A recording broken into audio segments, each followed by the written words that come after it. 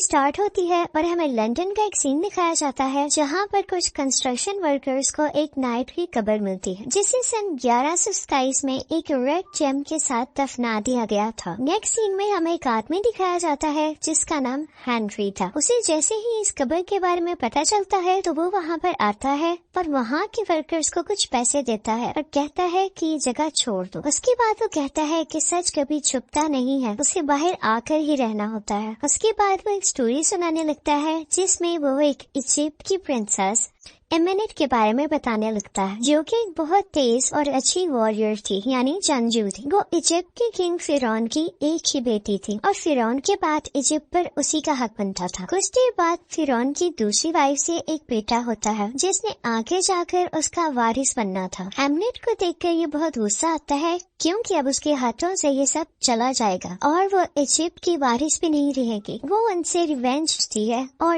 Death demon यानी मौत के शैतान से समझौता करती है। वो इस दुनिया में उस शैतान को लेकर आएगी और खुद भी यहाँ पर रूल करेगी। उसके बाद वो अपने फादर और उसके बेटे को मार देती है, लेकिन सेठ को वो इंसानी दुनिया में लाना चाहती है जिसके लिए उसे सेठ को एक इंसानी शरीर देना होगा। इसलिए वो एक इंसान को चुनती है, पर इससे पहले कि वो उस इंसान को सेठ के दिए गए उस खास खंजर से मारती, यहाँ पर राजा के सिपाही आ जाते हैं और एमेनेट को पकड़ लेते हैं। उसके बाद उसे जिंदा मम्मी बना दिया जाता है और इजिप्ट से बहुत दूर जमीन की गहराइयों में उसे हमेशा के लिए दफना दिया जाता है। वहीं एक तरफ इंग्लैंड में मिले इस विशाल कब्रिस्तान पर रिसर्च जारी थी, तो दूसरी तरफ मेसोपोटामिया में 2 यूएस सोल्जर निक और वेल एक आर्कियोलॉजिस्ट से चुराए हुए नक्शे वाली जगह पर पहुंचते हैं और यहाँ इन दोनों को इस जगह पर महंगे हीरे जवाहरात मिलने की आशंका थी। अब उन हीरे जवाहरात को हासिल करने के लिए जब निक और वेल वहाँ पहुँचते हैं तो गांव के अंदर दाखिल होते ही वहाँ के लोग इन पर हमला कर देते हैं, जिस हमले से वेल बहुत घबरा जाता है और वो यूएस आर्मी से हवाई मदद मंगवा लेता है। अब यूएस आर्मी की फायरिंग की वजह से हमला करने वाले लोग भाग जाते हैं, लेकिन इस फायरिंग से वहाँ की जमीन में एक बहुत बड़ा गड्ढा निकल आता है। तभी जेनी देखती है कि यहाँ पर हमले के दौरान जमीन के नीचे एक बहुत बड़ा गड्ढा हो गया है, जिसे देखकर वो बाहर से ही अंदाजा लगा लेती है कि इसमें बहुत सारे कीमती चीजें मिल सकती हैं। जिसके बाद यूएस आर्मी के कर्नल ग्रिनवे जेनी को 2 घंटे का टाइम देते हैं उस गड्ढे पर रिसर्च करने के लिए। अब जेनी उस गड्ढे में जाती है और उसकी मदद के लिए कर्नल ग्रिनवे निक और वेल को भी गड्ढे में भेजते हैं। अब अंदर जाने के बाद निक के ऊपर मर्क्यूरी की बूंदें टपकती हैं, जिसे देखकर जेनी बताती है कि प्राचीन इजिप्शियन मर्क्यूरी का इस्तेमाल बुरी आत्माओं को कमजोर बनाने के लिए करते थे। इसके बाद वहाँ पर उन्हें मर्क्यूरी का एक पूरा कुआं मिलता है, जिसके आसपास देखकर ऐसा लग रहा था कि यहाँ पर किसी को कैद करके रखा गया है।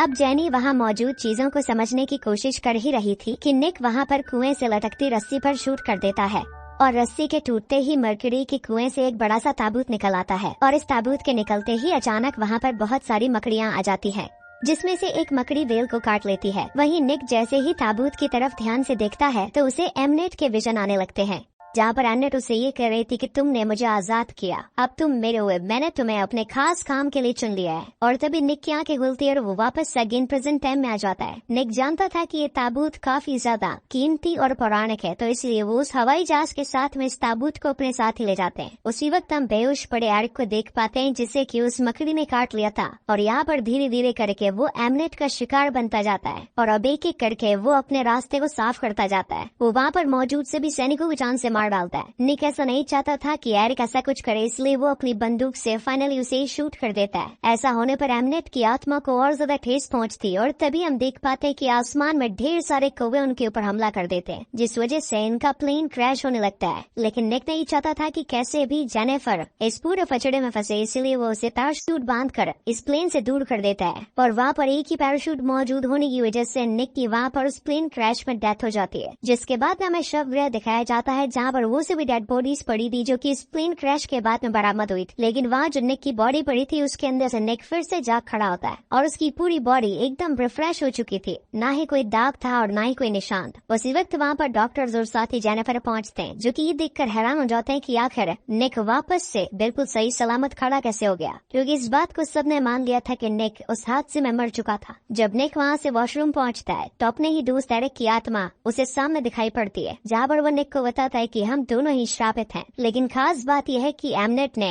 एक बड़े काम के लिए तुम्हें चुना है और इसी वजह से तुम प्लेन क्रैश में बच गए थे। बहुत ही जल्द एमनेट तुम्हें उस खास खंजर से मारेगी जो कि उसे बुराइयों के देवता सेट ने दिया था, और इसी खंजर की मदद से वो सेट को इस धरती पर लेकर आएगी, जिसके बाद सेट तुम्हारे शरीर पर कब्जा करके इस धरती पर रहेगा, जिस पर निक विश्वास नहीं करता और वहाँ से बाहर निकल जाता है, मगर उसके विजन्स उसका पीछा नहीं छोड़ते। तभी जमीन पर एक क्रीचर जिसके आसपास काफी सारे चूहे घूम रहे थे वो उसका पीछा करने लगता है। वो सारे चूहे मिलकर निक पर हमला कर देते हैं, उसे नोचने लगते हैं, काटने लगते हैं, मगर इससे पहले कि निक उस सड़क पर किसी गाड़ी के नीचे आता, वहाँ पर जेनिफर पहुँच जाती है और उसे बचा लेती है। हालांकि निक वहाँ पर उसे सब कुछ समझाने की कोशिश करता है कि मेरे साथ क्या हो रहा है और क्या बीत रहा है, मगर जेनिफर उसकी बात पर यकीन नहीं करती। तब वो लोग उस ताबूत के पास जा रहे होते हैं कि देखते हैं कि एमनेट काफी लोगों को मारकर खुद पावरफुल हो रही होती है और वो निक पर अटैक करने लगती है। लेकिन जैसे ही वो उसे खंजर से मारने लगती है तो देखती है कि खंजर के ऊपर लगा रेड जेम मिसिंग है।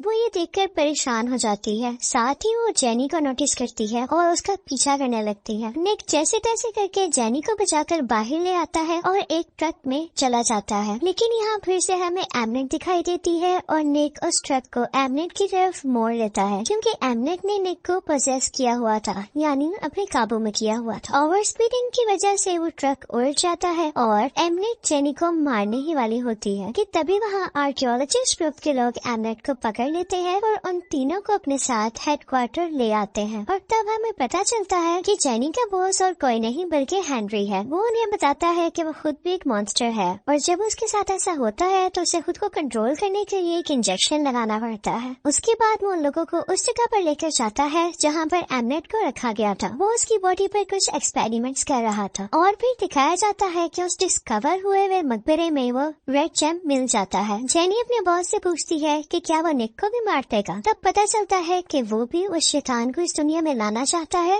और वो निक की बॉडी का इस्तेमाल करे। उसके बाद उसकी बॉडी को पूरी तरह चीर फाड़ कर उसकी बॉडी को चेक करेंगे, क्योंकि निक ने उस शैतान को एक्टिवेट कर दिया था कई हजारों साल बाद। और अब लेकिन जेनी को डॉक्टर हेनरी का प्लान पता चल चुका था, पर इससे पहले कि वो कुछ करते डॉक्टर हेनरी को उनकी बीमारी का दौरा पड़ जाता है। बात होते समय इंजेक्शन में थोड़ी सी देरी हो जाती है, जिससे डॉक्टर हेनरी अनकंट्रोल होकर मॉन्स्टर बन जाते हैं।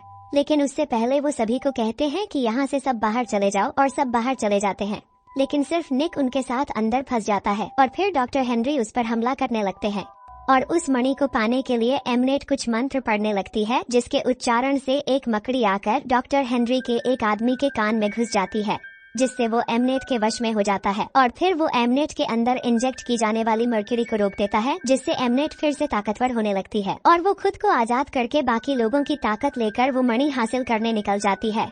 वहीं निक और डॉक्टर हेनरी के बीच जो लड़ाई चल रही थी, जहाँ पर किसी तरह निक डॉक्टर हेनरी को उनका इंजेक्शन लगा देता है और वो बचकर निकल जाता है।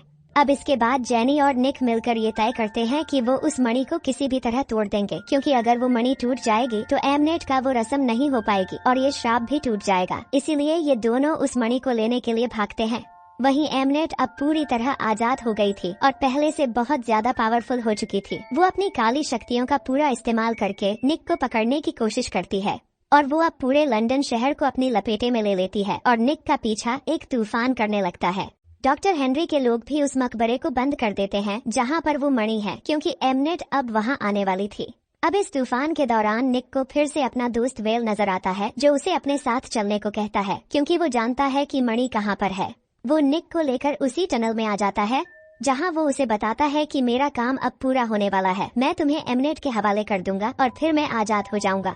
तभी निक को जेनी की आवाज आती है जो उसके पीछे आ रही थी और फाइनली अब वो रूबी उसके हाथ में होता है, जिससे कि वो अपने खंजर में लगा देती है। लेकिन कैसे तैसे निक और जेनिफर वहाँ से भागने लगते हैं, मगर उनके पीछे इस वक्त सभी ममीज और ज़ॉम्बीज की बड़ी आर्मी लग चुकी थी, जो कि उनकी खून के प्यासी थी। वो अपनी जान बचाने के लिए पानी में गिर जाते हैं। हालांकि निक काफी कोशिश करता है कि वो जेनिफर को बचा ले, मगर पानी में डूबने की वजह से जेनिफर की जान चली जाती है। वो वहाँ पर काफी रोने लगता है, बिल्कुल टूट सा जाता है। और तभी वहाँ पर एमनेट पहुँच और अपने अनुष्ठान यानी कि अपने रिचुअल को करना स्टार्ट करती है, ताकि वो सेट को इस धरती पर लेकर आ सके। और फिर वो अपने खंजर निकालती है ताकि निक को मारकर सेट को आजाद कर दे हमेशा के लिए। निक उसे रोकने की काफी कोशिश करता है, तब वहाँ जहाँ पर वो उसका ध्यान भटकाने के लिए उसे अलग अलग बातें बताती और कहती। उसकी बातों में आकर निक अपने आप को ही खंजर मार लेता है और तभी सेट की सारी बुरी ताकतें उसके अंदर आ जाती है। लेकिन तभी वहाँ पर निक की नजर जेनिफर पर जाती है और तब उसे लगता है कि वो गलत कर रहा है। अपने कॉन्शियस माइंड में आकर सबसे पहले तो निक वहीं पर मिनट को जान से मार डालता है और उसकी ताकत निकाल कर जेनिफर को जिंदा कर देता है। हालांकि सेट की बुरी ताकतें तो इस वक्त निक के शरीर में होती है, मगर निक का पूरी तरीके से अपने शरीर पर काबू होता है और वो कहीं कुछ बुरा न कर बैठे, इसलिए वो वहाँ से भाग जाता है। जिसके बाद में जेनिफर की मुलाकात हेनरी से होती है और हेनरी उसे बताता है कि निक यहाँ से कहीं दूर निकल चुका है, न जाने वो कहाँ पर होगा और क्या कर रहा होगा। मगर रेगिस्तान की ओर निक चला जा रहा होता है और उसके अंदर भी सेट की ताकत होती है।